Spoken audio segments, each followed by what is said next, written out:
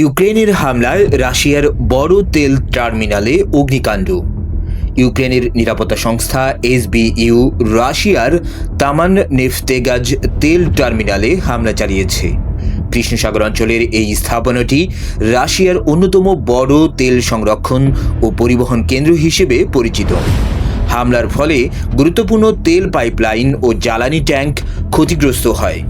এতে তেল লিক হয়ে প্রায় 7,000 বর্গ মিটার এলাকায় ভয়াবহ অগ্নিকাণ্ড ছড়িয়ে পড়ে। আগুন নিয়ন্ত্রণে আনতে জরুরি পরিষেবাগুলোকে দীর্ঘ সময় কাজ করতে হয়েছে বলে জানা গেছে। প্রাথমিক মূল্যায়নে এই হামলায় প্রায় 5 কোটি মার্কিন ডলার ক্ষতি হয়েছে বলে ধারণা করা হচ্ছে।